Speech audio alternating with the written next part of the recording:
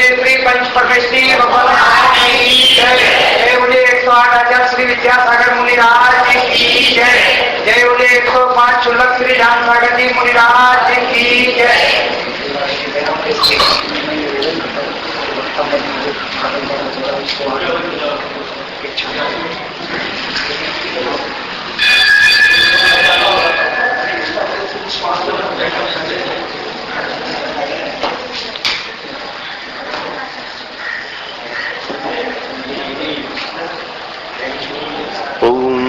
नमः सिद्धेभ्यः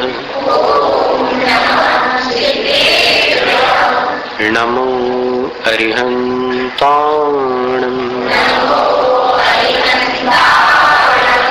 नमो सिद्धाणं नमो आयर्याणं नमो वज्रायाणं नमो लोय सव्वसाहूणं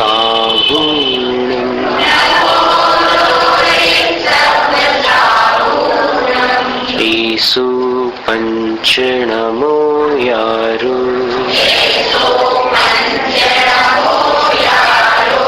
सव्व पावपणासनो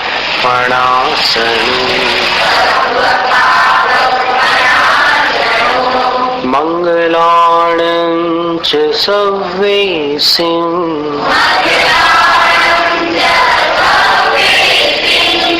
पठमं हवै मंगलम् चत्तारि मंगलम्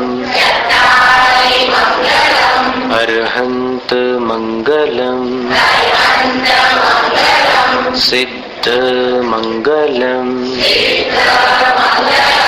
साहु मंगलम् केवल प्रणतो धम्मो मंगलम्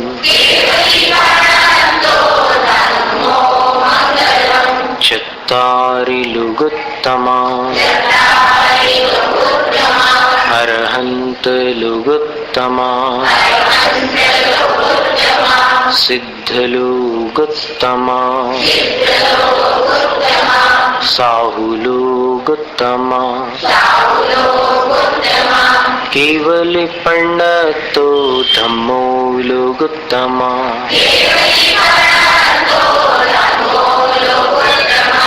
चत्तारि शरणं पव्वजामि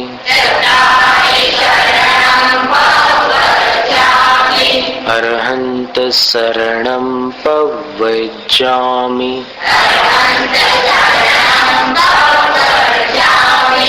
सिद्ध शरणं पव्वजामि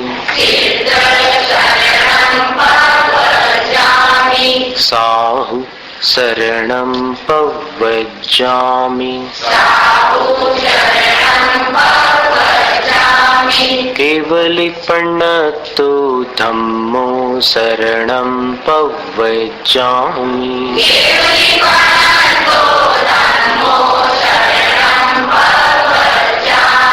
परम पूजनीय देवादिदेव प्रथम तीर्थंकर भगवान श्री आदिनाथ स्वामी की भक्तामर स्तोत्र की आचार्य श्री गुरु विद्यासागर मुनिराज की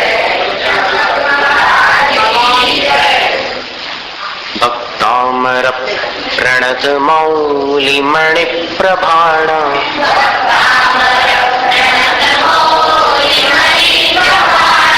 मुद्योत कंदलित पाप तमो वितानम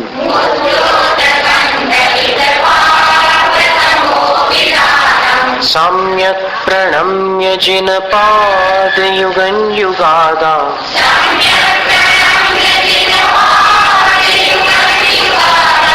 वालंबनं भवजले पतताञ्जनानाम्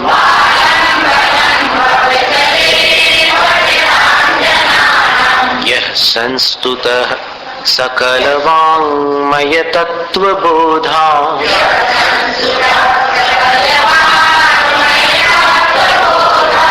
दुद्भूत दुर्बुद्धिपटुभिः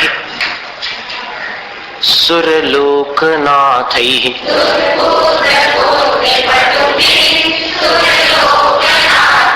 स्तोत्रैर्जगत्त्रितयचित्तहरैरुदारैः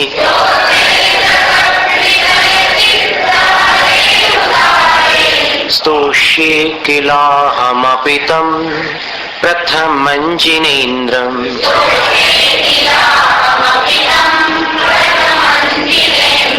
तुभ्यं नमस्त्रिभुवनार्तिहराय नाथ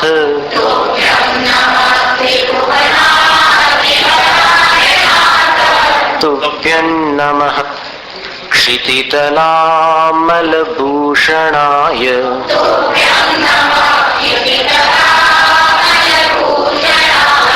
तुभ्यं नमस्त्रिजगतः परमेश्वराय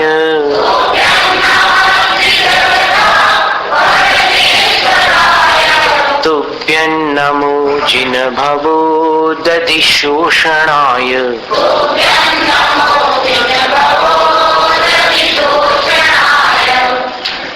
27वें काव्य तक अपन ने अर्थों को दोहराया था। इसके आगे अष्ट प्रातिहार्य वाले काव्य हैं, भगवान के विहार वाला काव्य है, धर्मोपदेश की प्रक्रिया अद्वितीय है इस बात को कहने वाला एक काव्य है। फिर 8 संकटों वाले 8 बल्कि 9 काव्य हैं और फिर एक उपसंहारात्मक काव्य और अंत में स्तोत्र का समापन है। तो पहले अपन प्रातिहार्यों का एक चित्रण देख लेते हैं। उच्चारण तो अपन पाठ पूरा का पूरा करने वाले हैं बाद में, पहले अपन सीधे अर्थ देखते हैं। सबसे पहले अशोक तरु प्रातिहार्य सहित जिनेन्द्र भगवान कैसे शोभित हो रहे हैं। तो ऊंचे अशोक तरु के नीचे विराजमान उन मयूख अर्थात जिस छवि में से, जिस रूप में से, भगवान की जिस आकृति में से किरणें उठ रही है, ऐसी वो छवि, निर्विकार छवि अत्यंत शोभित होती है। किसके समान? तो अशोक तरु के नीचे भगवान की छवि है। तो वो छवि ऐसी शोभित होती है जैसे किसी बड़े भारी बादल के नीचे सूर्य का बिंब हो। बादल ऐसे ऊपर की ओर और नीचे सूर्य का बिंब हो, सूर्य की किरणें विस्तृत हो रही है, फिर बादल के चारों तरफ एक सुनहरी रेखा भी खिंच रही है। कभी आपने देखा होगा सूरज नीचे की तरफ हो और ऊपर बहुत बड़ा काला बादल हो तो उसमें एक सुनहरी रेखा बन जाती है, गोल्डन लाइन, आउटलाइन बनती है। और कहीं बीच बीच में अगर बादलों में थोड़ा स्थान रहता है तो वहां से किरणों के गुच्छे ऐसे निकलते हुए दिखते हैं। तो भगवान अशोक तरु के नीचे बिल्कुल वैसे ही शोभित होते हैं। फिर सिंहासन पर कैसे शोभित होते हैं? तो सिंहासन स्वर्ण सिंहासन, रत्न जड़ित सिंहासन, अनेक प्रकार के रत्न लगे हुए हैं जिसमें, तो उन रत्नों की रंग बिरंगी किरणें निकलती हैं सिंहासन से और ऊपर भगवान प्रकाशमान होते हैं। तो भगवान का शरीर, भगवान का रूप, भगवान की आकृति कैसी लगती है? तो भगवान का रंग आदिनाथ भगवान का स्वर्ण जैसा था। तो सिंहासन पर भगवान ऐसे शोभित होते हैं जैसे उदय पर्वत, उदयाचल जिसको कहते हैं, उसके पीछे से उगता हुआ सूर्य उस पहाड़ के ऊपर शोभित होता है। सूर्य रहता आकाश में लेकिन पहाड़ के पीछे से उगता हुआ यहां से दिखाई देता है, इसलिए उस पहाड़ को उदयाचल कहते हैं। तो उदयाचल पर जैसे सूर्य जगमगाता है, उसकी किरणें उस पर्वत के ऊपर लगे हुए वृक्षों में से छन कर इधर उधर बिखरती है तो वो सतरंगी आभा जैसी दिखाई देती है। इंद्रधनुष जैसे कई रंग उसमें दिखाई देते हैं। तो वैसे ही सिंहासन ऊपर जो रत्न लगे हैं उसमें से किरणें निकलती है तो वैसे ही रंग दिखाई देता है, और ऊपर भगवान सूर्य के समान जगमगाते हैं। तो सिंहासन के ऊपर विराजमान जिनेंद्र भगवान ऐसे लगते हैं मानो उदयाचल के ऊपर सूर्य जगमगा रहा हो।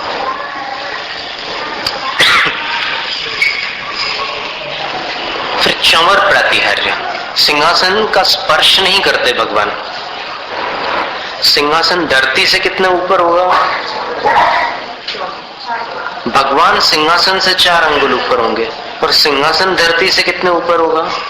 तो 5000 धनुष। ये याद रखने की चीज है। फिर चंवर प्रातिहार्य के साथ भगवान की शोभा का वर्णन है कि भगवान के दोनों तरफ 32 यक्ष देव अपने हाथों में चंवर लेकर के उसको डुराते हैं। तो चंवर डुराते समय पहले ऐसे नीचे ले जाते हैं, फिर ऐसे ऊपर की ओर ले जाते हैं। ये ध्यान में रखने की बात है। चंवर ऐसे ऊपर से नहीं डोरे जाते। चंवर का क्रम ये है, सबसे पहले ऐसे नीचे जाएगा, फिर ऐसे ऊपर करेंगे, फिर नीचे जाएगा, फिर ऊपर। तो वो 32 यक्ष देव, इस तरफ 32, इस तरफ 32, जब भगवान के आसपास चंवर डुराते हैं तो भगवान की काया 500 धनुष विशाल, और यक्ष देवों की अवगाहना छोटी होती है। तो वो जब चंवर डुराते हैं तो भगवान के शरीर का जो किनारा है वो सुमेरु पर्वत के स्वर्णिम तट जैसा दिखाई देता है। और वो जो चंवर ऊपर नीचे हो रहे हैं, चंवर के जो सफेद सफेद केश होते हैं, उनको देखकर ऐसा लगता है कि भगवान के जन्माभिषेक के समय जो क्षीर सागर के जल से बड़े बड़े कलशों को भरकर धाराएं की जाती है, तो वो धाराएं बह रही हो। और फिर ऐसे जैसे ऊपर होते हैं वो बाल, तो ऐसा लगता है कि उन धाराओं में से कुछ छींटे सुमेरु पर्वत की चट्टानों से टकरा करके इधर उधर ऊपर नीचे उचट रहे हैं। तो बड़ा सुंदर दृश्य दिखाई देता है। भगवान तीर्थंकर के 64 चंवर होते हैं, चक्रवर्तियों के 32 होते हैं, अर्ध चक्रवर्तियों के 16 होते हैं, और मंडलेश्वरों के 8 चंवर होते हैं, और सामान्य राजाओं के तो 1 चंवर पर्याप्त है। बस बैठे हुए राजा साहब। फिर 3 छत्र प्रातिहार्यों का चित्रण कि शशांक कांत छत्र हमेशा सफेद होते हैं। हाँ, कहीं पर श्रावक लोग अपनी भक्ति से स्वर्ण छत्र लगाते हैं तो स्वर्ण छत्र सफेद नहीं हो सकता, लेकिन भगवान के समवसरण वाले जो 3 छत्र होते हैं वो सफेद होते हैं। चंद्रमा जैसे मनोहर ऊंचाई पर स्थित होते हैं, एकदम सिर के पास नहीं होते, यानी टोपी जैसी स्थिति नहीं होती, किंतु सिर से कुछ ऊपर रहते हैं। और मंदिर जी में भी छत्र यदि ऊपर हो तो फिर अभिषेक करते समय कलश छत्रों से टकराएगा नहीं, और ये बड़ी उत्तम बात है। कभी भी अभिषेक के समय कलश और छत्र में टकराव नहीं होना चाहिए, वो अशुभ है। तो छत्र कुछ ऊंचाई पर रहते हैं, और स्थगित भानु कर प्रताप, छत्री के समान सूर्य किरणों के घाम को वो छत्र रोक लेते हैं। सबसे नीचे छोटा छत्र होता है कि बड़ा छत्र? पक्का सब? तो इसका दृष्टांत क्या दिया है शास्त्रों में? मनुष्य की नासिका। मनुष्य की नासिका जिस प्रकार ऊपर सक्रिय और नीचे चौड़ी होती है, उसी प्रकार छत्र सबसे ऊपर वाला छोटा होता है, बीच वाला मध्यम होता है, और नीचे वाला बड़ा होता है। जैनेतर मंदिरों में बहुत से छत्र ऊपर बड़े, उसके बीच वाला वही मध्यम, और सबसे नीचे वाला छोटा रखा जाता है। अब जैन मंदिरों में भी कहीं कहीं पर ऐसा करने लगे हैं लोग, लेकिन मूल पद्धति वो है जो पहले बतलाई थी। तो ऐसे 3 छत्र, उन छत्रों की किनारियों पर मोतियों के गुच्छे बड़ी सुंदर तोरण रचना में लटकते रहते हैं। तीनों छत्रों में। और वो 3 छत्र आप 3 लोक के नाथ हैं, इस बात को प्रकट करते हुए शोभित होते हैं। 3 छत्र क्यों हैं? क्योंकि जिनेंद्र भगवान ऊर्ध्वलोक के भी स्वामी, मध्यलोक के भी स्वामी और अधोलोक के भी स्वामी है। त्रिलोकी नाथ हैं जिनेंद्र भगवान। फिर दुंदुभी प्रातिहार्य है।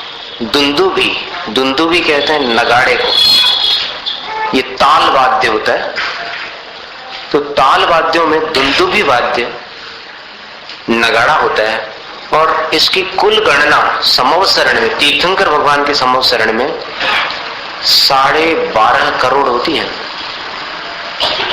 और ऐसा मत समझना कि केवल नगाड़े बजते होंगे, साथ में अन्य बहुत प्रकार के वाद्य देवता लोग बजाते हैं।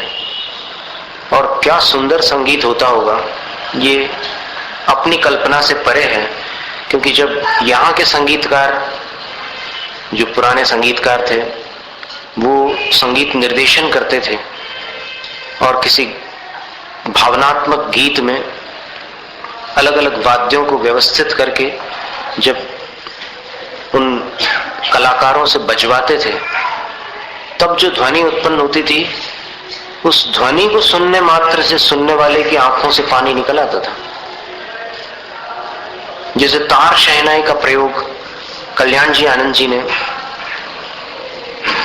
सीता की व्यथा कथा प्रकट करने वाले एक गीत में किया है।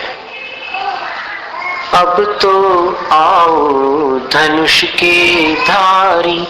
रावण के यहाँ सीता श्री राम के स्मरण में व्यथित है, आकुल व्याकुल है। तो उस गीत में जो शब्दावली है वो भी बड़ी गंभीर है और संगीत भी उसके अनुरूप दिया गया है। तो वहां पर जब सीता कहती है कि कल तक थी जो महलों की दुल्हन, हे राम आकर के देखो आज वो सीता क्या है। आज यहां पर शब्दों के बाण सहती है और सारी वेदना उस गीत में भर दी है। और उस समय जो तार शहनाई का प्रयोग किया गया है, उस तार शहनाई को सुनकर सुनने वाले की आंखों में आंसू आ जाए। तो जब मनुष्य लोक में ऐसा संगीत होता है तो समवसरण में कैसा होता होगा, इसकी कल्पना करो आप। हमने दृष्टांत इसलिए दिया। तो ऐसे 12.5 करोड़ नगाड़े बजते हैं, गंभीर और तार रव, उच्च ध्वनि वाले। और उस ध्वनि से पूरित दिग विभाग है। जिस दिशा में भगवान विराजमान होते हैं, उस दिशा के विभाग को उस ध्वनि से नगाड़ा भर देता है। माने उस दिशा में नगाड़े की ऐसी आवाज होती है कि सुनने वालों को लगे कि अरे चलो भगवान वहां विराजमान है। तो सब लोग भागे भागे आते हैं। जैसे आज भक्तामर पाठ होने वाला था तो सब लोग आ गए। और कैसा है वो? त्रैलोक के लोग शुभ संगम भूति रक्षा। तीनों लोक संबंधी जो प्राणी हैं, उन सबको सत समागम की प्राप्ति कराने में वह नगाड़ा दक्ष होता है, कुशल होता है। और सत धर्मराज जय घोषण घोषक, सच्चे धर्म के राजा तीर्थंकर भगवान हैं, उनके जय घोष का उद्घोषक होता हुआ ते यशस प्रवादी, आपके यश को बतलाने वाला नगाड़ा खे ध्वनिति, आकाश में बजता है। कौन बजाते हैं? तो डर कर क्यों बोल रहे हो? देवलोग बजाते हैं, खुल कर बोलो।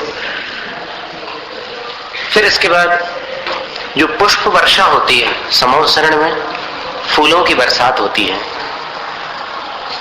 मंदार और नमेरु यानी रुद्राक्ष, पारिजात, संतानक आदि विभिन्न प्रकार के कल्प वृक्षों के फूल देवलोग अपने विमानों से लेकर के आते हैं। उन विमानों में जो वन होते हैं, बगीचे होते हैं, वहां के ये कल्प वृक्ष संबंधी फल फूल देवलोग लेकर के आते हैं और उनकी उत्कृष्ट वृष्टि ऊपर से गिरती है। और उस वृष्टि में विशेषता क्या है कि उसके साथ सुगंधित जल की वर्षा भी होती है। और वो जल बहुत बारीक कणों के रूप में होता है। जैसे मूसलाधार बारिश गिरती है वैसा नहीं तो समूह के सारे श्रोता भीग जाए और परेशान हो जाए गीले कपड़ों में, वैसी स्थिति नहीं होती। बहुत बारीक जल कण जो होते हैं, जिसको सावन की झड़ी में आप देखते ना, एकदम हल्की सी फुहार आती है और अपने बालों में वो पानी एकदम अलग अलग बारीक बारीक बारीक बारीक कणों के रूप में आ जाता। अपन भीगते नहीं उसमें, लेकिन पानी जरूर गिरता रहता है। तो उस प्रकार के फुहार के साथ वो पुष्प वर्षा होती है, और वो वर्षा शुभ मरुत प्रशस्त वायु के साथ होती है। मतलब जब फूलों की वर्षा होती है तो साथ में मंद सुगंधित पवन भी प्रवाहित रहता है और मंद प्रपात होता है उसका। वायु के दबाव के कारण वो फूल अकस्मात नहीं गिरते, भड़ भड़ भड़ भड़ भड़ भड़ नहीं गिरते। जैसे दूल्हे के ऊपर आप ऊपर से खड़े होकर टपकाते हैं ना, फूल बरसाते हैं, तो वो फूल नीचे गिरते समय शीघ्रता से गिरते हैं। लेकिन यहाँ पर समवसरण में वो फूल ऐसे धीमे धीमे धीमे धीमे लहराते हुए आएंगे और फिर सारे के सारे फूल ऐसे गिरते हैं ऊपर की तरफ मुंह करके, उनका डंठल नीचे रहता है, ऊर्ध्वमुखी होकर के गिरते हैं। भगवान के चरणों में गिरने वाला अधोमुखी कैसे हो सकता है? अधोमुखी यानी दुर्गति का पात्र कैसे हो सकता है? वो सारे पुष्प ऊर्ध्वमुखी होकर के गिरते हैं, तो वो संदेश देते हैं कि हे प्राणियों, तुम भी भगवान के चरणों में गिरो तो ऊर्ध्वमुखी हो जाओ। भगवान के चरणों में नमस्कार करने वाला ऊर्ध्वमुखी यानी ऊर्ध्व गति को प्राप्त होता है, सदगति का पात्र बनता है। तो इस तरह वो जो फूल गिरते हैं उनको देखकर ऐसा लगता है, आचार्य मानतुंग स्वामी उत्प्रेक्षा कर रहे हैं कि जैसे भगवान की वाणी ही फूल बन करके बरस रही है, भगवान की दिव्य ध्वनि ही पुष्पों का रूप धारण करके बरस रही हो, और फूलों की इतनी वर्षा होती है वहां पर समोसरण में कि उस काल के जो मनुष्य समोसरण में प्रवेश करते हैं उनके घुटनों तक फूल भरे रहते हैं। कहां तक? घुटनों तक पूरे फूल भरे रहते हैं समोसरण में, इतनी पुष्प वृष्टि होती है देवताओं के द्वारा। लेकिन जब मुनिराज का आगमन होता है तो वो फूल स्थान दे देते हैं, वहां से खिसक जाते हैं और मुनिराज अंदर चले जाते हैं। फिर इसके पश्चात 34वें काव्य में आचार्य मानतुंग स्वामी ने भगवान के आभामंडल का चित्रण करते हुए उनकी स्तुति की है कि भगवान का आभामंडल, हे विभो,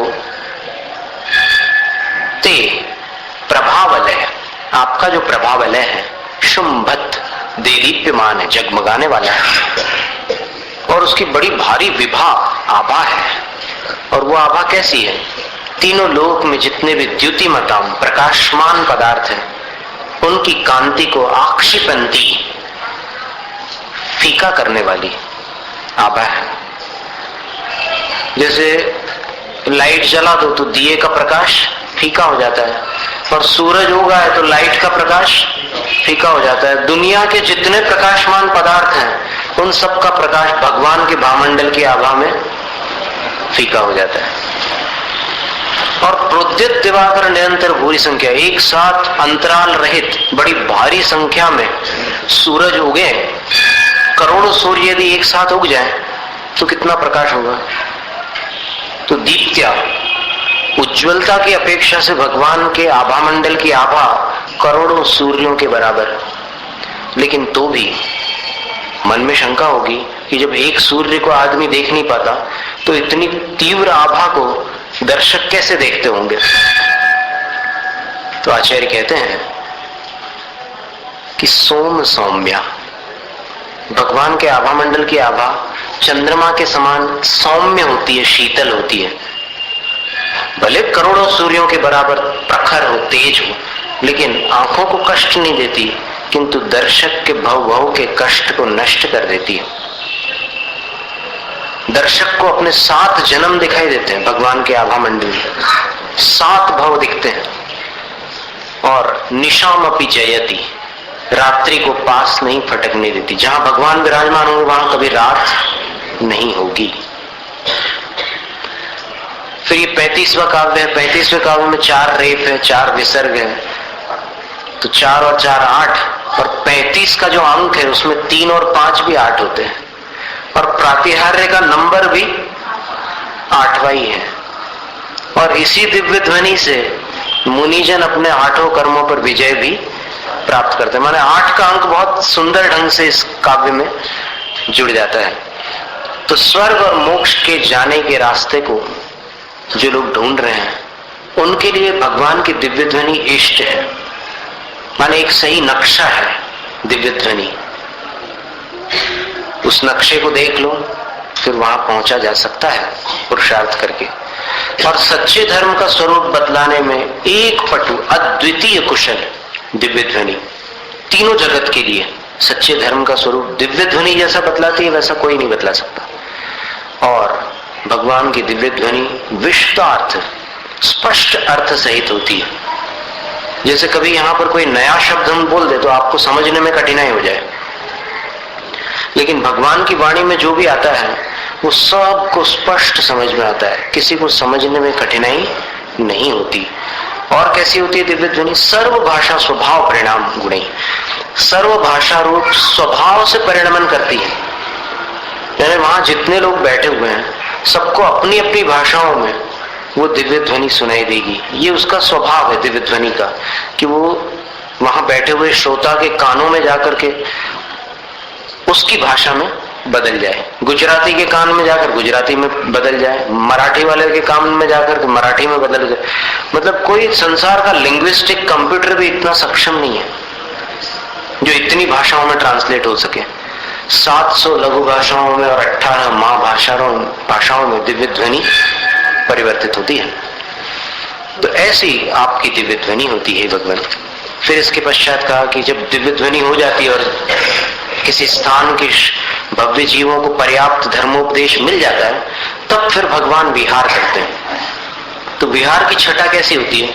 तो विहार करते समय जिनेंद्र भगवान जब गमन करते हैं तो उनके चरणों के नीचे देवलोग कमलों की रचना करते हैं, स्वर्ण कमलों की। और स्वर्ण कमलों की जो रचना होती है उसके मध्य भाग में जो केसर वाला हिस्सा होता है, कर्णिका वाला, तो उसमें पद्मराग मणि की केसर होती है। तो भगवान के चरण स्वर्ण के समान, उन्नित्र हेम नव पंकज पुंज कांति, खिले हुए नवीन स्वर्ण कमलों के समूह के समान कांति वाले भगवान के चरण। पर्युल्लसन नख मयूख शिखाभिराम, चारों तरफ बिखरती हुई नख की किरणों की शिखाओं से अभिराम सुंदर। ऐसे जो भगवान के दोनों चरण हैं, वो जहां पर पदानि धत्ता पैर रखते हैं, तत्र विबुधा पद्मानि परिकल्पयन्ति, वहां पर देवलोग कमलों की संरचना कर डालते हैं। और जहां भगवान के चरण हैं वहां एक कमल, और आगे पीछे आजू बाजू 4 दिशाओं में, 4 विदिशाओं में, 4 अंतर दिशाओं में और 4 मध्य दिशाओं में, इस तरह कुल 32 पंक्तियों में 7-7 कमल होते हैं। और बीच में जहां भगवान के चरण वहां पर एक कमल होता है। तो 7 का 32 से गुना कर दीजिए 224, और जिस पर भगवान ने पैर रखे हैं वो 225वां कमल। कुल 225 कमलों की रचना होती है। और भगवान जितना आगे बढ़ते जाते हैं तो पीछे के कमल वहां से गायब हो जाते हैं और सामने आ जाते हैं। फिर 37वें काव्य में आचार्य कहते हैं कि इस प्रकार हे जिनेंद्र, धर्मोपदेश की प्रक्रिया में जैसी विभूति आपकी हुई थी वैसी अन्य किसी उपदेष्टा की नहीं हुई। जैसी किरण सूर्य की होती है, अंधकार को पूरी तरह नष्ट करने वाली जैसी किरण सूर्य की होती है, वैसी प्रभा प्रकाशमान होने पर भी ग्रहों के समूह में नहीं हो सकती। देखो ग्रह भी चमकते हैं ना, देखो गुरु का उदय हो या शुक्र का उदय हो या बुध का उदय हो, तो बुध, गुरु और शुक्र ये 3 ग्रह बहुत चमकते हैं। लेकिन चमकदार होने पर भी जो प्रभा सूर्य किरण में होती है, जो आभा, वो इनमें नहीं हो सकती। इसके बाद फिर 8 संकटों का निवारण बतलाकर अंतिम काव्य में आचार्य मानतुंग स्वामी ने 8 संकटों के निवारण का अपन जो रिवीजन है जिसको अपन कहते हैं दोहराना, उसको अपन करेंगे अभी। लेकिन अभी 48वें काव्य का जो अर्थ रह गया था वो हम आपको बतला दें। हे जिनेंद्र, तव गुणे ही निबद्धाम, आपके गुणों से निबद्ध यानी गूंथी हुई, रची हुई, और विविध वर्ण विचित्र पुष्पाम, अनेक प्रकार के अक्षर रूपी रंग बिरंगे पुष्पों वाली स्तोत्र सृजन मया भक्त्या निबद्धाम, मैंने भक्ति पूर्वक रची है। यानी इसका अर्थ ये हुआ कि अनेक रंगों वाले फूल इस स्तुति रूपी माला में इसके अक्षर हैं। अक्षर रूपी रंग बिरंगे फूलों से मैंने ये स्तुति रूपी माला बनाई है। और इस माला में जो डोर है, माला में डोर जरूरी है ना, अकेले फूलों को ऐसे रख देने से तो माला बनती नहीं, बीच में एक डोर चाहिए। तो वो डोर कौन सी है? तब गुण ही, भगवान के गुण ही डोर है और अक्षर इसके रंग बिरंगे फूल है। तो ऐसी जो माला मैंने मया भक्त्या निबद्धाम, मैंने भक्ति पूर्वक रची है। इस माला की रचना मैंने किस कारण से की है? मुझे बेड़ियों में बांध दिया है राजा ने इसलिए, 48 ताले लगा दिए इसलिए नहीं, भक्तिवश मैंने इस स्तुति की रचना की है। तो यह जना, जो मनुष्य इस पृथ्वी पर, इस धरती पर, इस जगत में अजस्त्रम कंठगताम धत्ते, इस माला को अजस्त्र यानी 24 घंटे निरंतर सतत हमेशा कंठगताम धत्ते, कंठ में पहने रखता है, यानी जो 24 घंटे भक्तामर को कंठस्थ रखता है, तब मान तुंगम, वो मान तुंग यानी सम्मान से प्रतिष्ठित होता है। क्योंकि मालाएं सबके गले में नहीं डाली जाती, जो सम्मानित प्रतिष्ठित व्यक्ति होता है उसी के कंठ में माला डाली जाती है। और प्रतिष्ठित व्यक्ति इधर उधर अपना सिर नहीं टेकता, प्रतिष्ठित व्यक्ति हर जगह जाकर के नमस्कार नहीं करता, सब जगह जाकर के हाथ नहीं जोड़ता। वो प्रतिष्ठित व्यक्ति है तो जो अपने से बड़े होंगे या फिर जो वास्तव में आदरणीय होंगे उन्हीं के सामने वो माथा झुकाता है। और इसमें भी जो अनन्य भक्ति होती है वो चमत्कारी होती है। जो भक्ति एक क्षण इधर है और दूसरे क्षण उधर है वो किसी काम की नहीं होती है। तो वो जो सम्मानित, सम्मान से तुंग यानी प्रतिष्ठित उन्नत जो मनुष्य है, जिसके कंठ में भक्तामर रूपी माला है, भक्तामर की माला भी हर कंठ में नहीं होगी। सब लोग कहां कंठस्थ करते हैं भक्तामर को? तो जिसके कंठ में वो माला आ जाती है उसको अवशा लक्ष्मी समुपैती, अवश्य लक्ष्मी, जो लक्ष्मी किसी के वश में नहीं है, पुण्य के भी वश में नहीं है। ऐसी कौन सी लक्ष्मी है जिसको पुण्य भी अपने वश में नहीं कर सका? निर्वाण, मोक्ष, मुक्ति। तो वो अवशा लक्ष्मी तम समुपैती, उस मान तुंग को अर्थात उस सम्मान से प्रतिष्ठित मनुष्य को जिसने गले में भक्तामर की माला पहनी है, उसको मोक्ष लक्ष्मी प्राप्त करती है। तो इस तरह 48 काव्यों के अर्थ तो हो गए। अब अपन इसका पूरा पाठ करते हैं और जो बचे हुए काव्य हैं उनके अर्थ तो अपन ने पहले देख लिए थे, उनको अपन फिर दोहरा लेंगे जब समय निकलेगा। अभी अपन पूरे भक्तामर स्तोत्र का पाठ करेंगे। 48वें काव्य के बारे में एक बात हम कहना चाहते हैं कि भक्ति अनन्य होनी चाहिए। अनन्य होनी चाहिए माने कि डावाडोल नहीं होना चाहिए मन। एक मुनि महाराज ने दृष्टांत सुनाया था, एक छोटा सा एक दृष्टांत।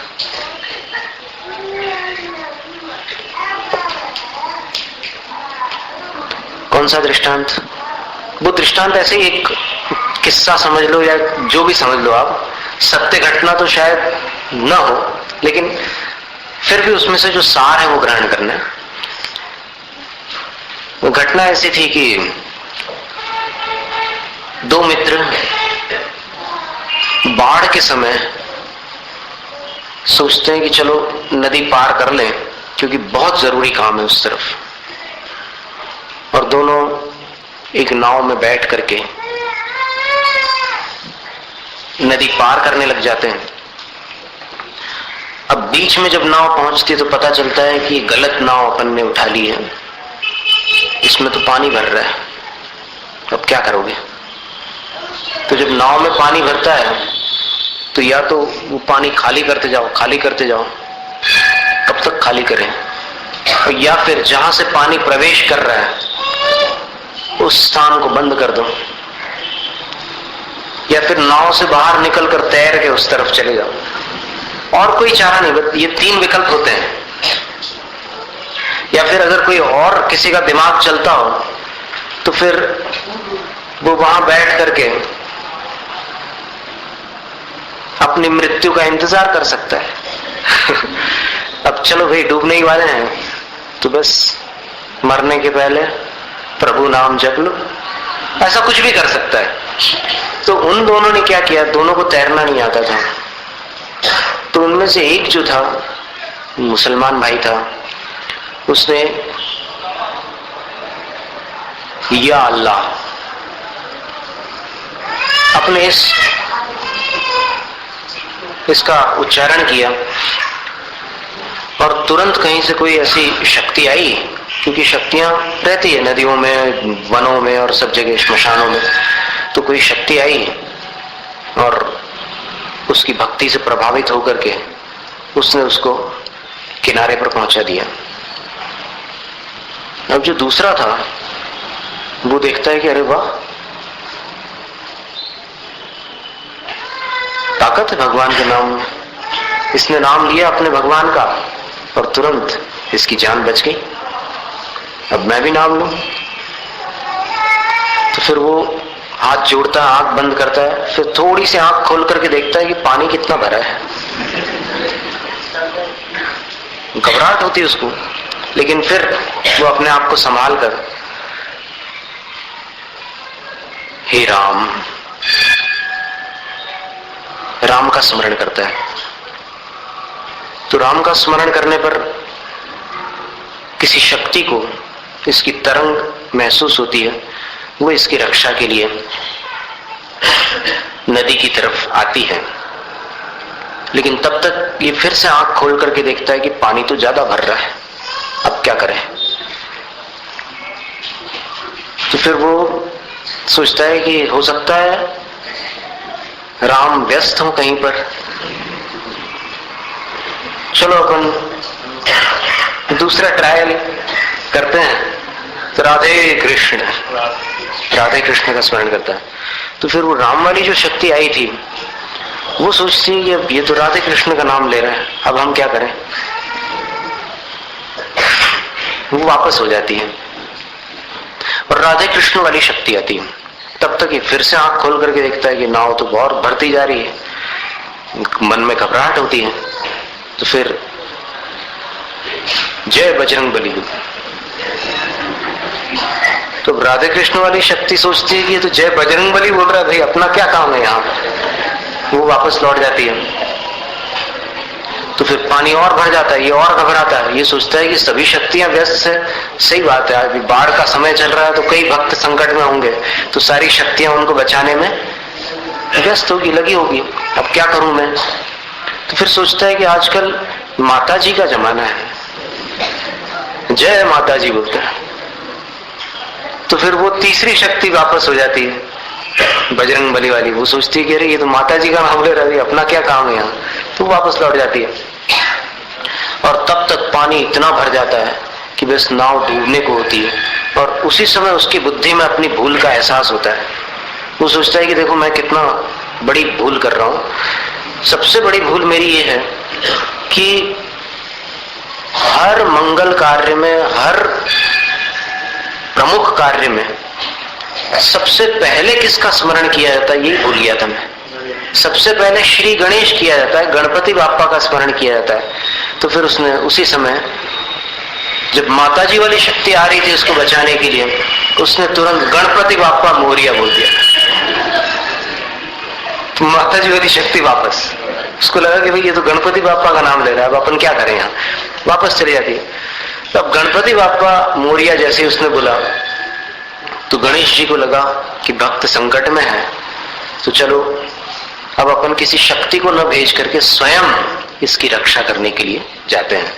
तो फिर उसी स्टाइल से वो आए, जैसे फिल्मों में संतोषी माता उतरती है ना ऊपर से, तो वैसे ही गणपति बापा वहां से ऊपर से आए और फिर यहाँ नदी के तट पर खड़े हो गए। और नदी के तट पर खड़े होकर के उसकी तरफ देखा और उसी समय नाव ऐसे नीचे पानी में जाने लगी और इसकी भी दृष्टि अचानक नदी के तट पर खड़े हुए गणपति बापा पर पड़ गई। तो फिर इसने पुकारा कि भगवान रक्षा करो, रक्षा करो, आप आ गए, मैं सौभाग्यशाली हूं, आप स्वयं आ गए। तो गणपति बापा ऐसे हाथ करके खड़े हो गए। वो दंग रह गया कि अरे ये क्या है, अरे भगवान भक्त डूब रहा है और आप खड़े खड़े तमाशा देख रहे हो, रक्षा कीजिए, त्राही माम, हे भगवान त्राही माम, रक्षा की पुकार करता है। तो गणपति बापा नृत्य करने लग जाते हैं। सब कलाओं के विधायक माने जाते हैं गणपति बापा। मराठी में ऐसे कई भजन भी है, सकल कलांचा तू अधिनायक, गणपति बापा को लेकर। तो फिर वो नृत्य कला प्रस्तुत करने लग गए। तो भक्त बोलता है कि भगवान ये कुछ समझ में नहीं आ रहा है, भाई भक्त डूब रहा है और आप नृत्य कर रहे हो। गणपति बापा बोलते हैं कि तेरा चेहरा बताता है तेरी भक्ति को, तेरी भक्ति कितनी पक्की है ये स्पष्ट मेरी समझ में आ गया है, इसलिए अब तू मेरा नृत्य देख ले अंत समय में। बोले भगवान आप रक्षा नहीं करोगे, मेरा अंत आने दोगे, आप तो बचा सकते हैं, आप तो शक्तिमान है। तो गणपति बापा कहते हैं कि देख मैं इसलिए नाच रहा हूं क्योंकि टिट फॉर टैट, जैसी करनी वैसी भरनी। तुम गणेशोत्सव के बाद जब मेरा विसर्जन करने जाते थे तो कितने नाचते थे, अब तुम्हारा विसर्जन हो रहा है तो मैं नाचूंगा।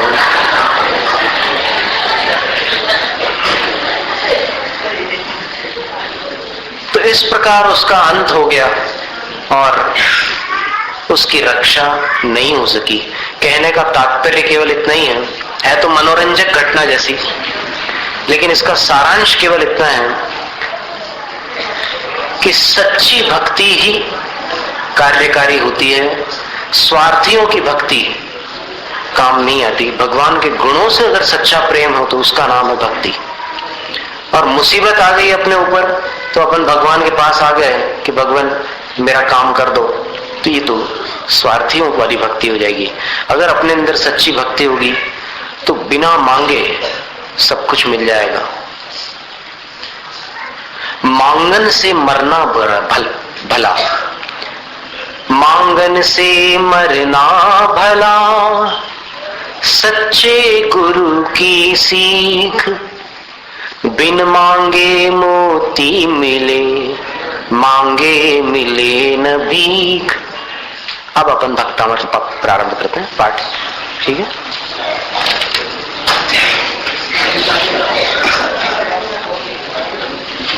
बोलिए आदिनाथ भगवान की, आचार्य श्री मानतुंग स्वामी की।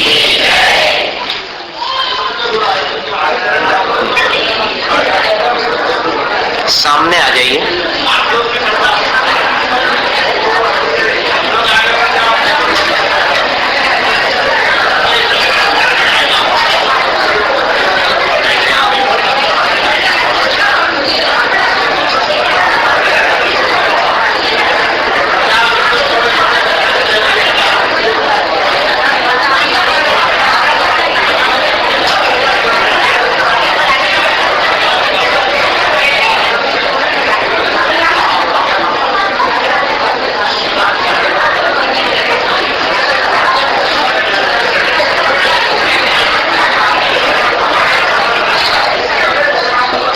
समय अधिक मत लगाइए,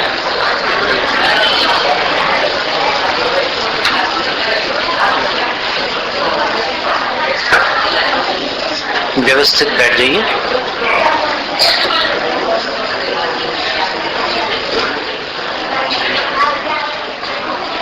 सबसे पहले अपन इस सभा भवन को आदिनाथ भगवान के स्मरण पूर्वक भक्तामर का जो एक प्रसिद्ध मंत्र है उसका उच्चारण करके शक्ति से भर देते हैं। मंत्र शक्ति से इस पूरे सभा भवन को अपन एक प्रकार से चार्ज कर लेते हैं और इसके बाद फिर अपन स्तोत्र प्रारंभ करते हैं। आप लोग बिल्कुल शांति से आंख बंद करके इस मंत्र की ध्वनियों को सुनिएगा। ओम ह्रीं क्लीं श्रीं अर्हं श्री वृषभनाथ तीर्थंकराय नमः। ओम ह्रीं श्रीं क्लीं अर्हं श्री वृषभनाथ तीर्थंकराय नमः।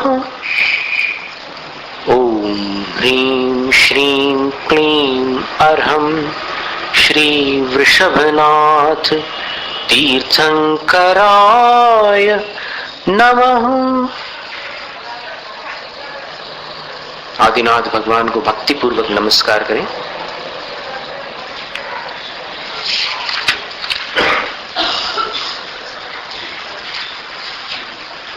भक्तामर प्रणत मौलि मणि प्रभाणा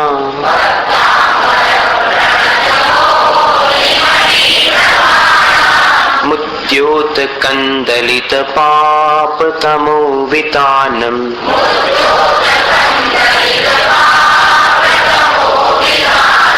सम्यक् प्रणम्य जिन पाद युगं युगादा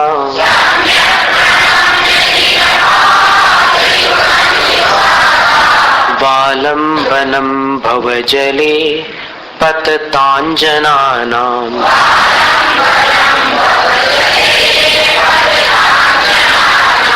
यः संस्तुतः सकलवाङ्मय तत्त्वबोधा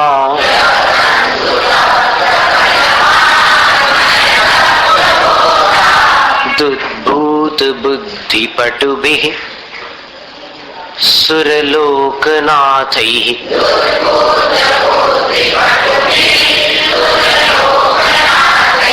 स्तोत्रैर्जगत् त्रितयचित्तहरैरुदारैः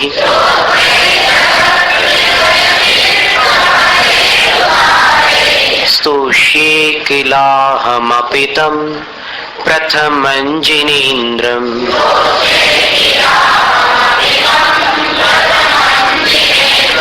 बुद्ध्या विनापि विबुधार्चित पादपीठ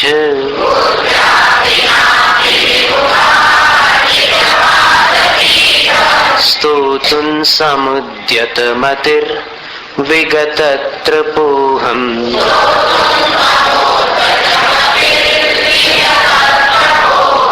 बालं विहाय जलसंस्थितमिन्दुबिम्ब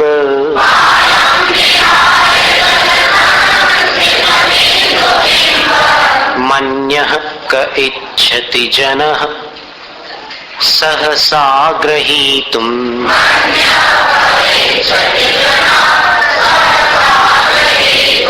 वक्तुं गुणान् गुणसमुद्र शशांक कांतान्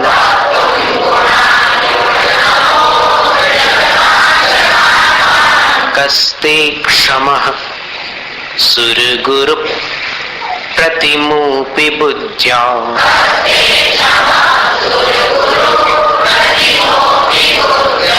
कल्पांत काल पवनोद्धत नक्र चक्रम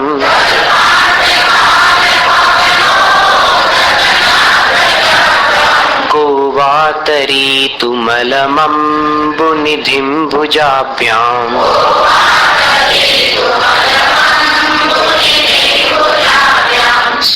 सोऽहं तथापि तव भक्तिवशान् मुनीश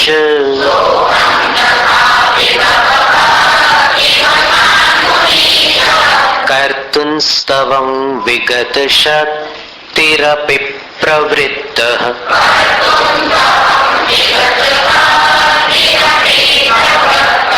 प्रीत्यात्मवीर्यमविचार्य मृगेन्द्रम्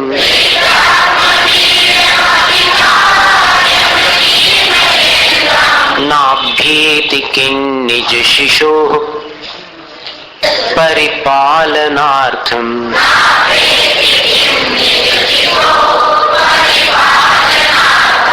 अल्पश्रुतन् श्रुतवतां परिहासधाम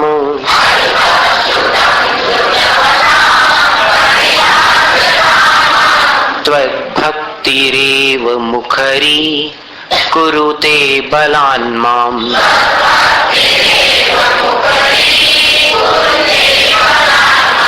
यत्कोकिलः किल मधौ मधुरं विरौति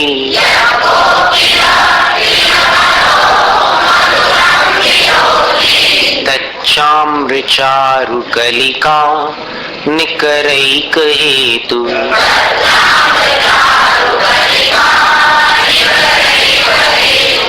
त्वत्संस्तवेन भवसन्तति सन्निबद्धम्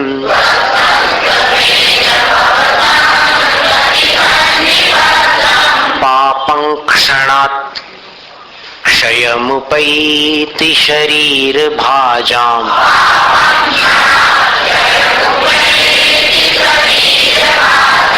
आक्रान्तलोकमलिनीलमशेषमाशु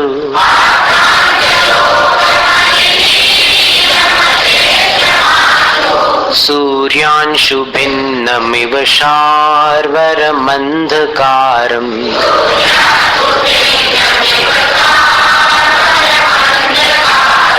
मत्वेति नाथ तव संस्तवनं मयेद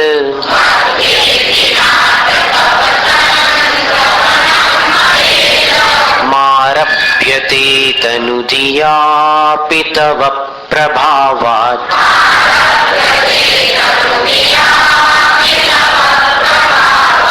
चेतो हरिष्यति सतान् नलिनीदलेषु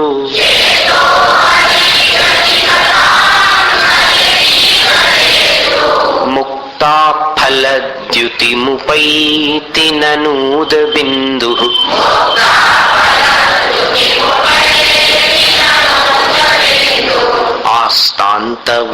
आस्तान्तवस्तवनमस्त समस्त दोषम्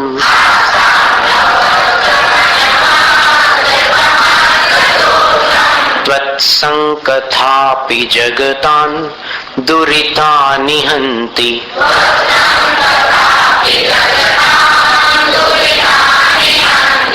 दूरे सहस्रकिरणः कुरुते प्रभैव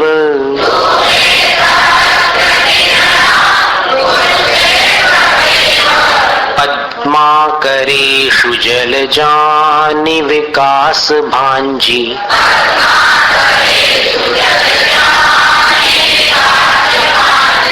नात्यद्भुतं भुवनभूषणभूतनाथ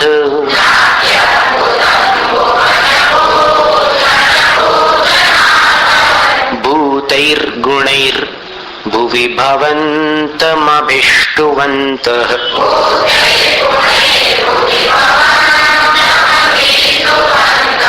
तुल्या भवन्ति भवतो ननु तेन किं वा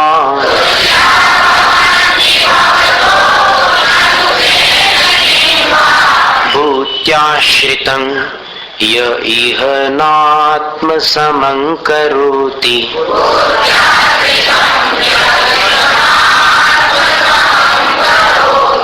दृष्ट्वा भवन्तमनिमेष विलोकनीयम्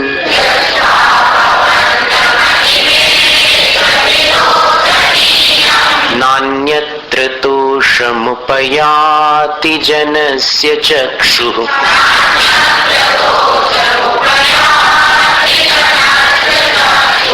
पीत्वा पयः शशिकरत् द्युतिदुग्ध सिन्धोः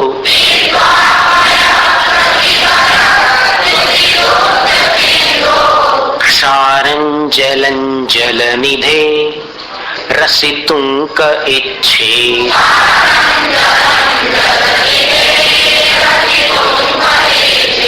यैः शान्त राग रुचिभिः परमाणुभिस्त्वं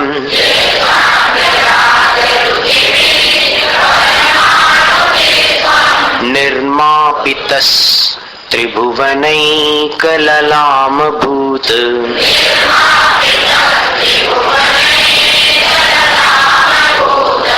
तावन्त एव खलु ते प्रणवः पृथिव्याम्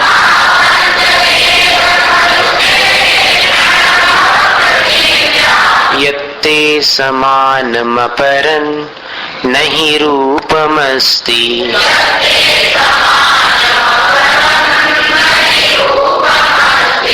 वक्त्रं क्व ते सुरनरो रगनेत्रहारी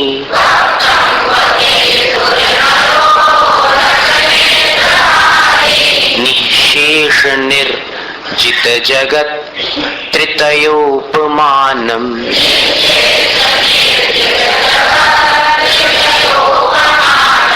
बिम्बं कलङ्क मलिनं क्व निशाकरस्य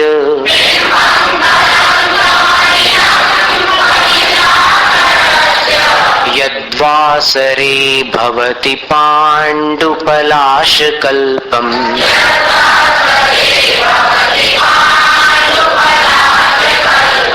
सम्पूर्णमण्डल शशाङ्क कलाकलाप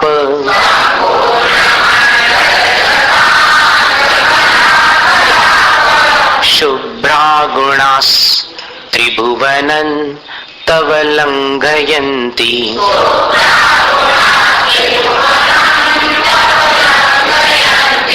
ये संश्रितास्त्रिजगदीश्वरनाथमेकम्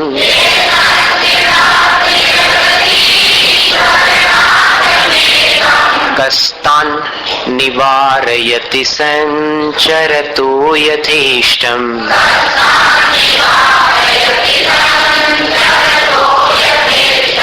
चित्रं किमत्र यदि ते त्रिदशाङ्गनाभिर्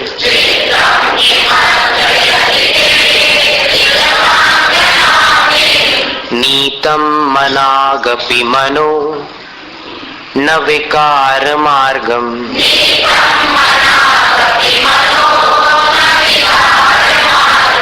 कल्पान्तकालमरुता चलिताचलेन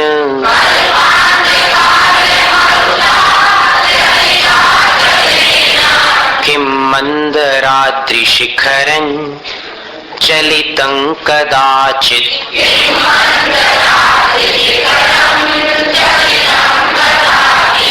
निर्धूमवर्तिरपवर्जित तैलपूरः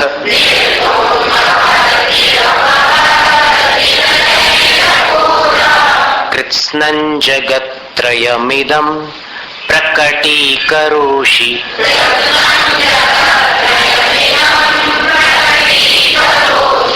गम्यो न जातु मरुतां चलिताचलानां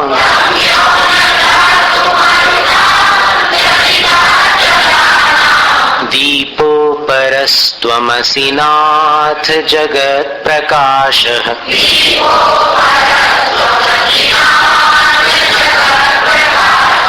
नास्तं कदाचिदुपयासि न राहुगम्यः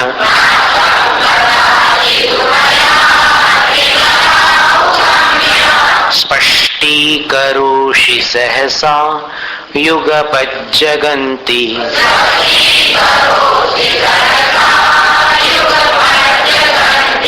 नाम्भोधरोदर निरुद्ध शुद्ध महाप्रभावः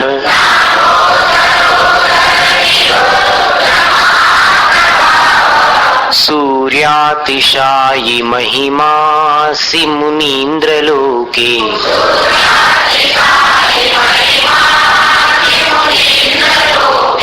नित्योदयं दलितमोहमहान्धकारम्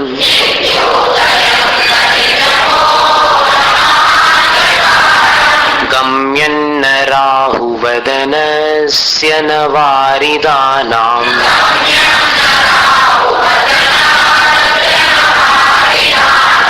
विभ्राजते तव मुखाब्जमनल्पकान्ति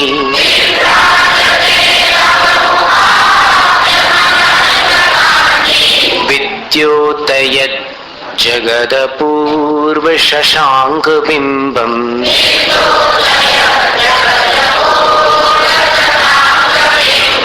किंशर्वरीषु शशिनान् निविवस्वता वा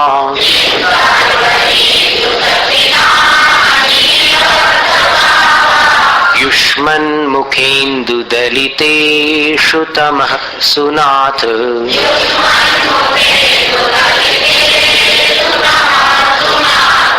निष्पन्नशालिवनशालिनि जीवलोके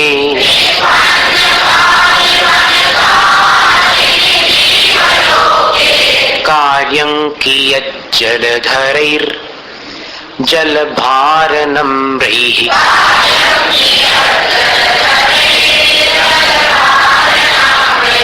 ज्ञानं यथा त्वयि विभाति कृतावकाशम्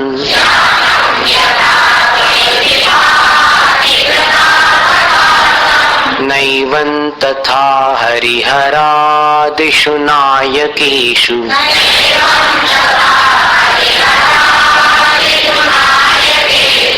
तेजः स्फुरन् मणिषु याति यथा महत्त्वम्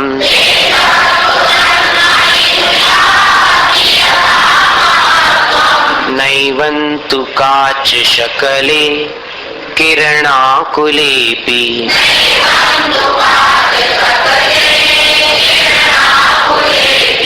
मन्ये वरं हरिहरादय एव दृष्टा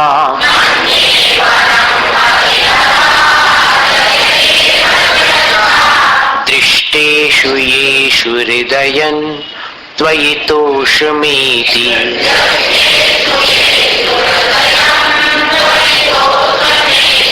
किं वीक्षितेन भवता भुवि येन नान्यः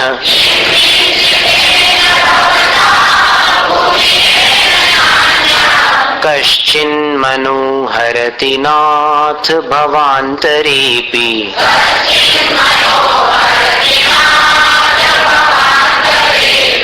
स्त्रीणां शतानि शतशो जनयन्ति पुत्रान्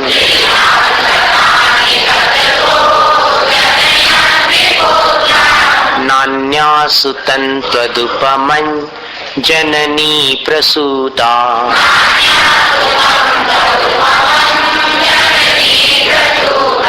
सर्वादिशो दधति भानि सहस्ररश्मिम्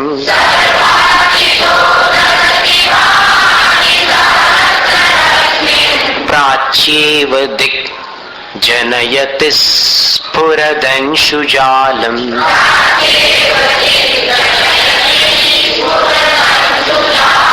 त्वामामनन्ति मुनयः परमं पुमांस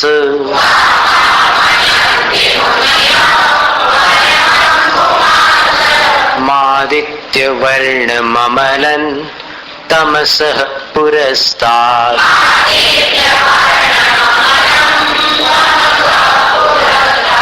त्वामेव सम्यगुपलभ्य जयन्ति मृत्युम्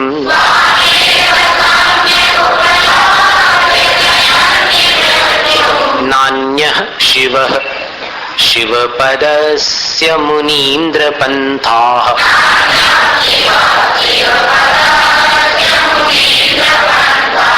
त्वामव्ययं विभुमचिन्त्य मसंख्यमाद्यम्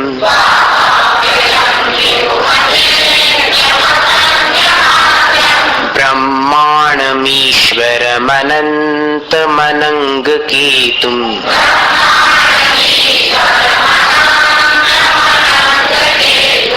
योगीश्वरं विदितयोगमनेकमेकम्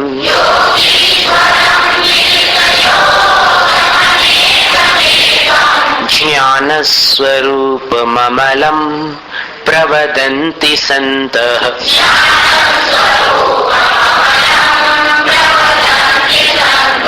बुद्धस्त्वमेव विबुधार्चितबुद्धिबोधात्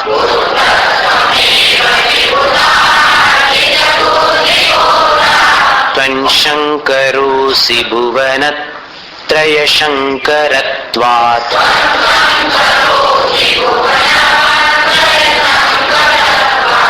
धातासि धीर शिव मार्ग विधेर्विधानात्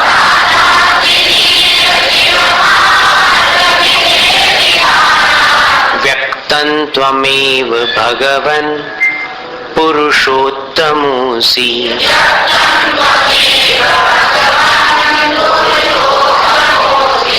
तुभ्यं नमस्त्रिभुवनार्तिहराय नाथ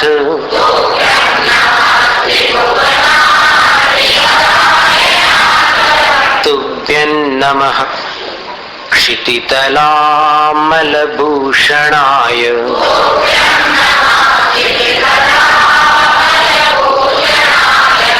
तुभ्यं नमस्त्रिजगतः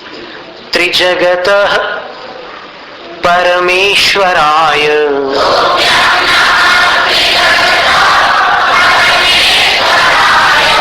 तुभ्यं नमो जिनभवो दधिशोषणाय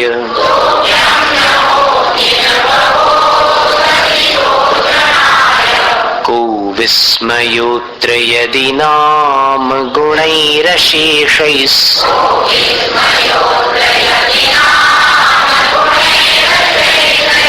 त्वं संश्रितो निरवकाशतया मुनीश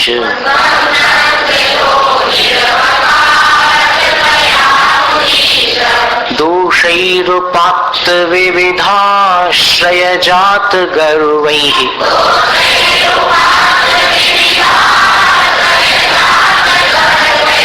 स्वप्नान्तरेऽपि न कदाचिदपीक्षितोऽसि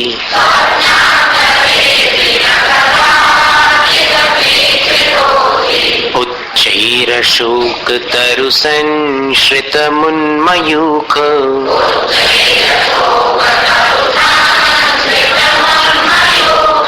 मा भाति रूपममलं भवतो नितान्तम्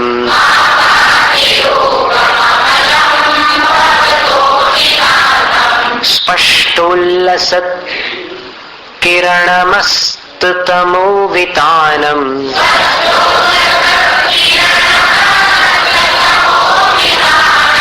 बिम्बन् रवेरिव पयोद्धर पार्श्ववर्ती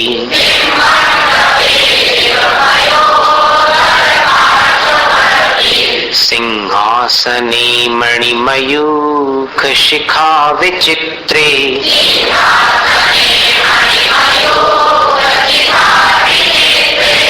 विभ्राजते तव वपुः कनकावदातम्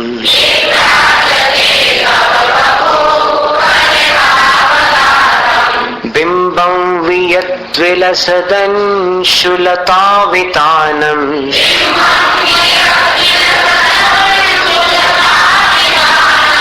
तुङ्गोदयाद्रिशिरसीव सहस्ररश्मिः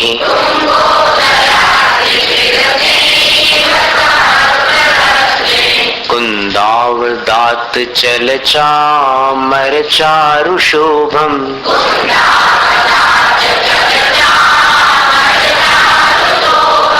विभ्राजते तव वपुः कलधौतकान्तम्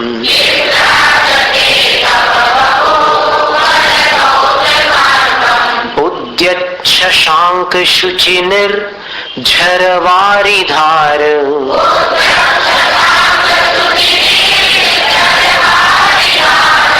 मुच्चैस्तटन् सुरगिरे रिवशात कौम्भम्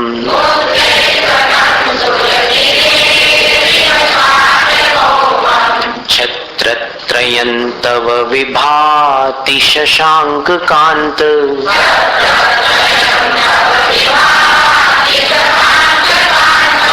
मुच्चै स्थितं स्थगित भानुकर प्रतापम्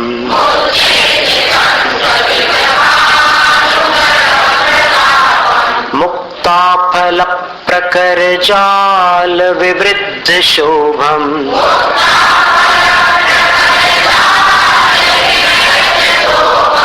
प्रख्यापयत् त्रिजगतः परमेश्वरत्वम्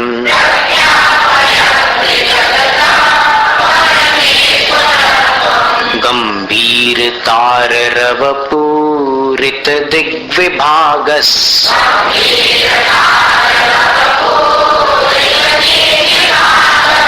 त्रैलोक्यलोक शुभ संगम भूति दक्षः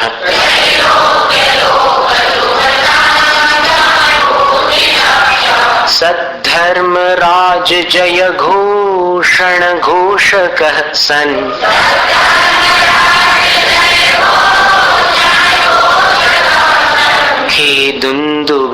खेदुन्दुभिर्ध्वनति ते यशसः प्रवादी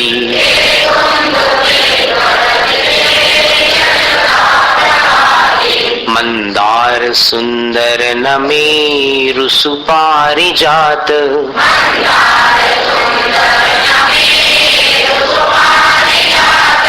संतानकादि कुसुमोत्कर वृष्टिरुद्घा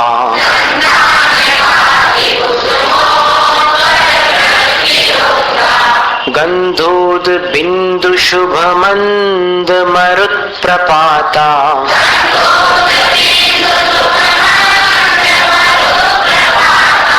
दिव्यादिवः पतति ते वचसान्ततिर्वा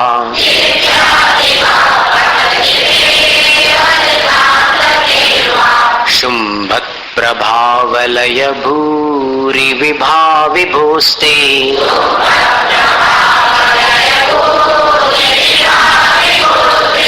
लोकत्रये द्युतिमतां द्युतिमाक्षिपन्ति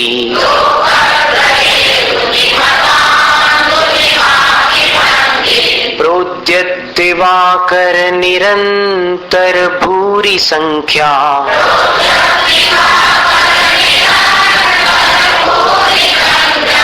दीप्त्या जयत्यपि निशामपि सोम सौम्या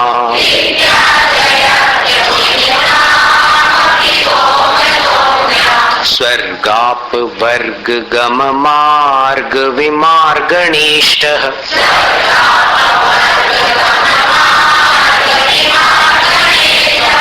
सद्धर्म तत्व कथनैक पटुस्त्रिलोक्याः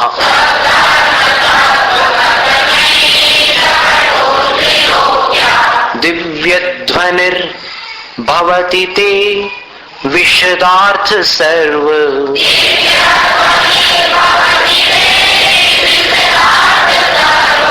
भाषा स्वभाव परिणाम गुणैः प्रयोज्यः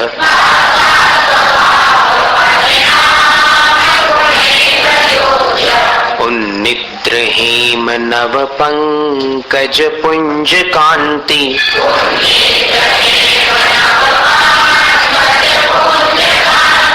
पर्युल्लसन्नख मयूख शिखाभिरामौ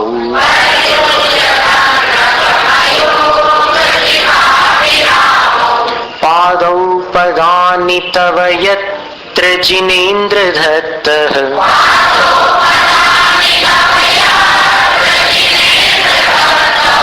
पद्मानि तत्र विबुधाः परिकल्पयन्ति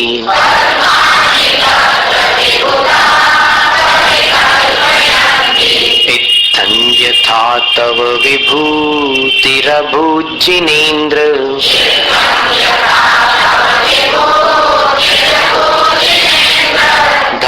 धर्मोपदेशन विधौ न तथा परस्य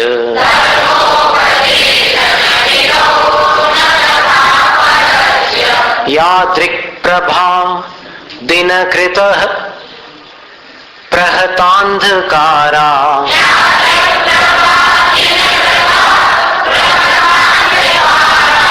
तादृक् कुतो ग्रहगणस्य विकाशिनोऽपि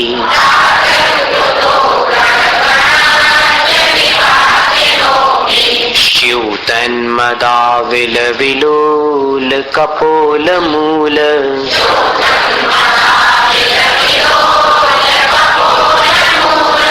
मत्तभ्रमद् भ्रमरनाद विवृद्धकोपम्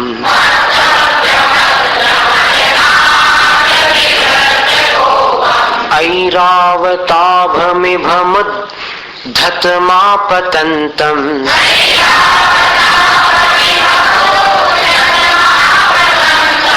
दृष्ट्वा भयं भवति नो भवदाश्रितानाम्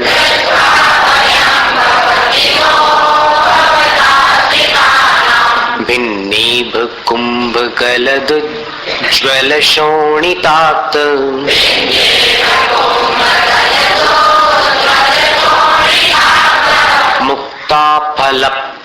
मुक्ताफलप्रकरभूषित भूमिभागः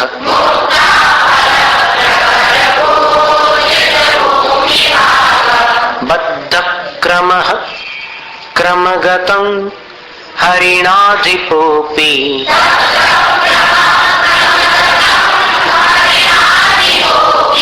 नाक्रामतिक्रमयुगाचल संश्रितन्ते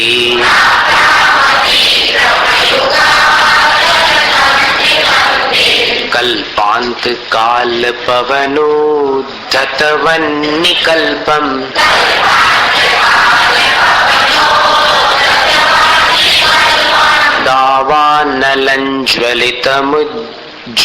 दावानलञ्ज्वलितमुज्ज्वलमुत्स्फुलिङ्गम्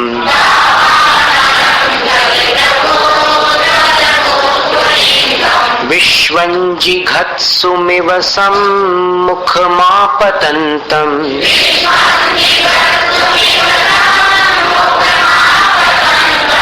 त्वन्नाम कीर्तन जलन् शमयत्यशेषम्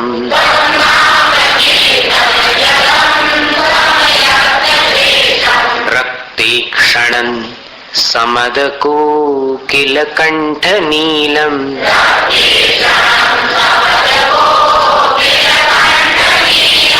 क्रोधोद्धतं फणिनमुत्थणमापतन्तम्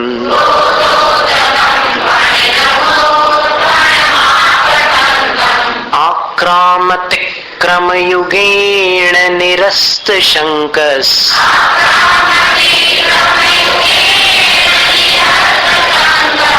त्वन्नाम नागदमनी हृदयस्य पुंसः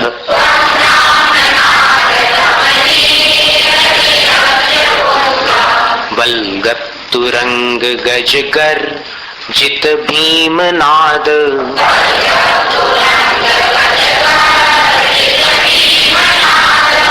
माजौ बलम बलवतामरिभूपतीनाम्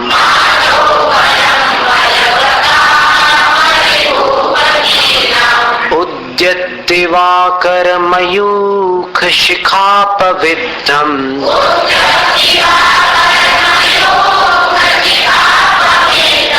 त्वत्कीर्तनात् तम इवाशुभिदामुपैति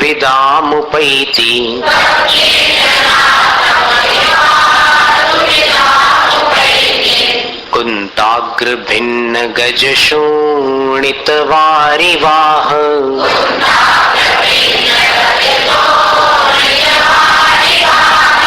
वेगावतार तरणातुर योध भीमे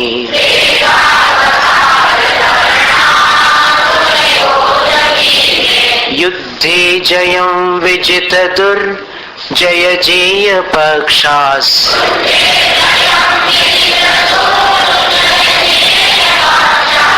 त्वत्पाद पंकज वनाश्रयिणो लभन्ते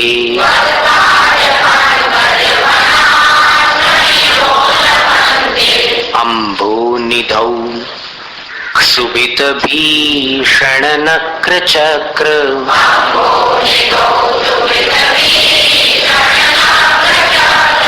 पाठीन पीठ भयदोल्वण वाड्डवाग्नौ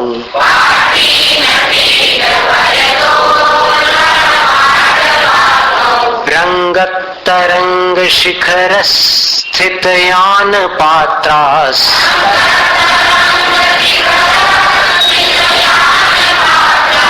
त्रासं विहाय भवतः स्मरणाद् व्रजन्ति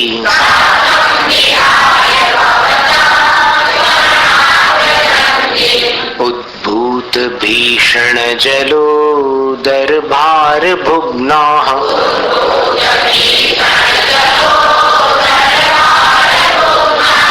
शोच्यान्दशामुपगताश्च्युत जीविताशाः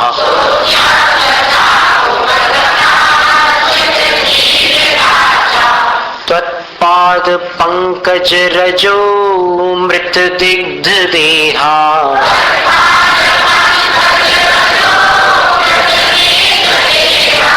मर्त्या भवन्ति मकर ध्वज तुल्य रूपाः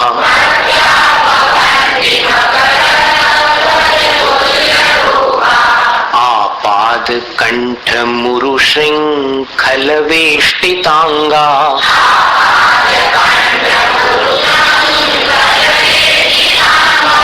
गाढं बृहन्निगड्ड कोटि निगृष्ट जंघाः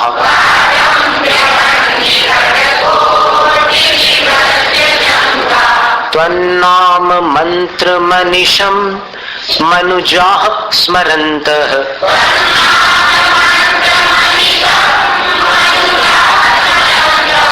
सद्यः स्वयं विगत बंध भया भवन्ति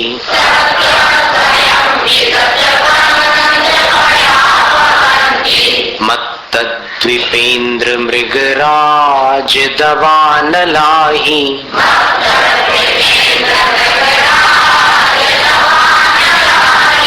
संग्राम वारिधि महोदर बंधनोत्थम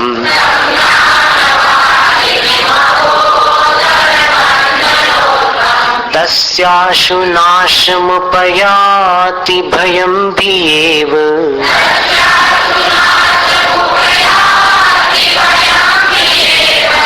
यस्तावकंस्तवमिमं मतिमानधीते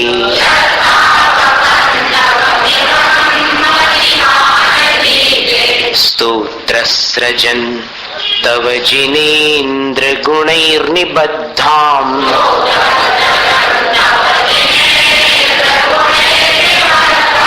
भक्त्या मया विविध वर्ण विचित्र पुष्पाम्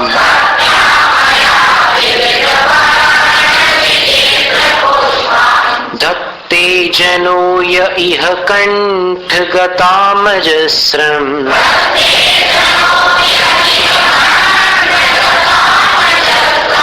तम्मान तुंगमवशा समुपैति लक्ष्मीः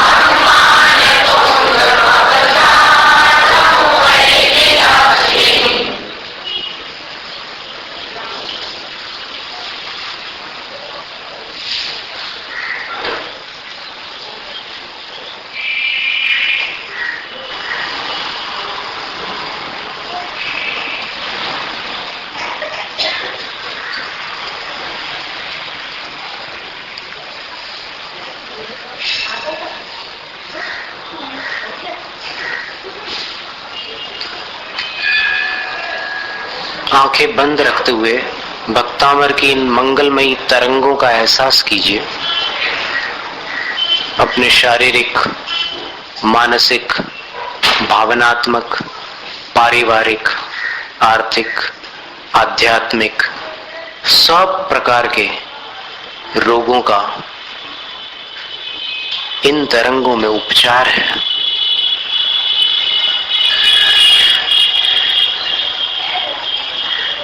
आचार्य मानतुंग स्वामी की तपस्या से निकली हुई यह स्तुति असाधारण है।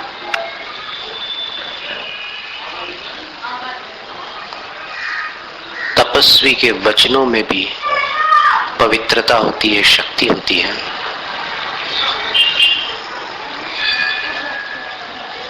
अब बड़ी श्रद्धा के साथ भक्तामर स्तोत्र को, आचार्य मानतुंग स्वामी को और आदिनाथ प्रभु को नमस्कार करते हुए हाथ जोड़कर एक बार प्रणाम करके फिर आंखों को खोलेंगे।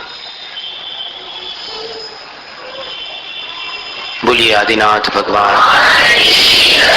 आचार्य मानतुंग स्वामी की, आचार्य श्री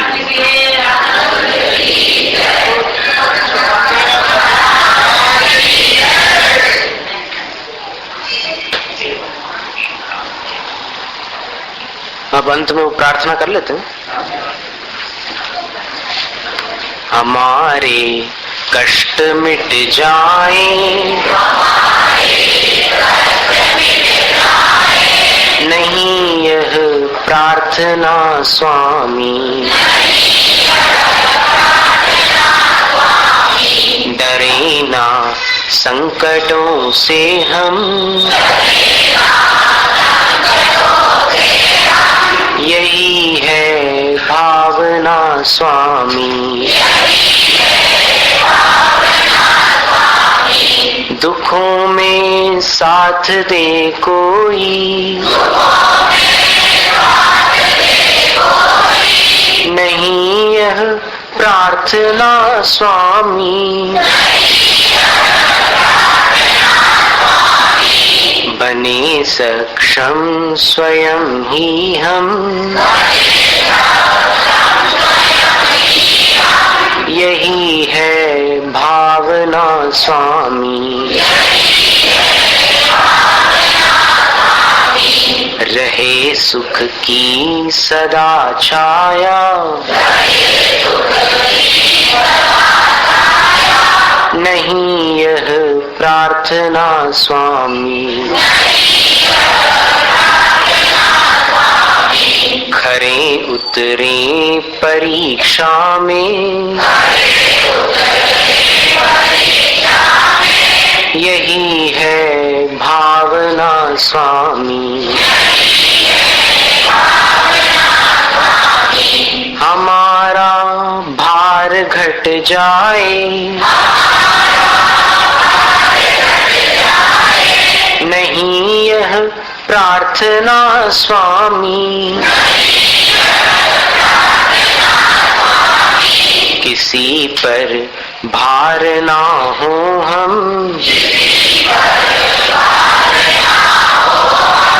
यही है भावना स्वामी। हमारी पूर्ण हो आशा, नहीं यह प्रार्थना स्वामी, निराशा हो न अपने से, यही है भावना स्वामी। सभी पीछे रहे हमसे, नहीं यह प्रार्थना स्वामी,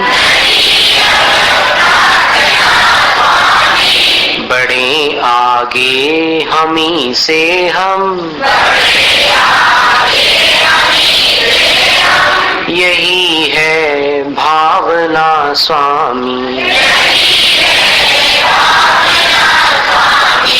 बढ़े धन संपदा भारी, नहीं प्रार्थना स्वामी, रहे संतोष थोड़े में, यही है भावना स्वामी।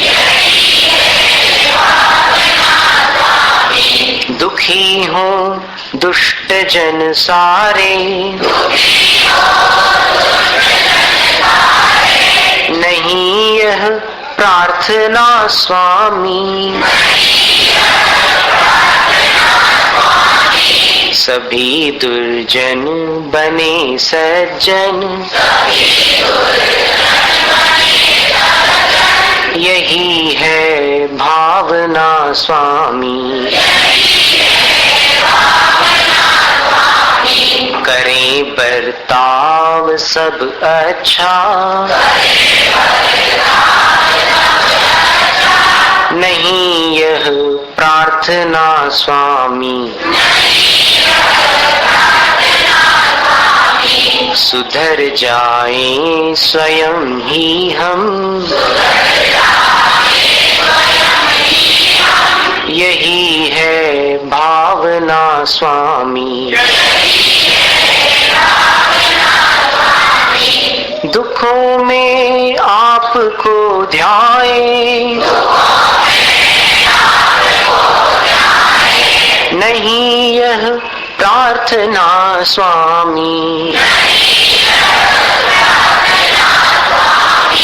कभी ना आपको भूलें, यही है भावना स्वामी। स्तोत्र पठन में मेरे द्वारा, यदि जो कहीं कहीं प्रमाद से कुछ अर्थ वाक्य पद मात्रा छूट गई, सरस्वती मेरी उस त्रुटि को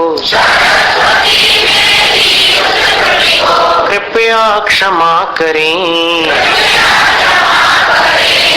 और मुझे कैवल्य धाम में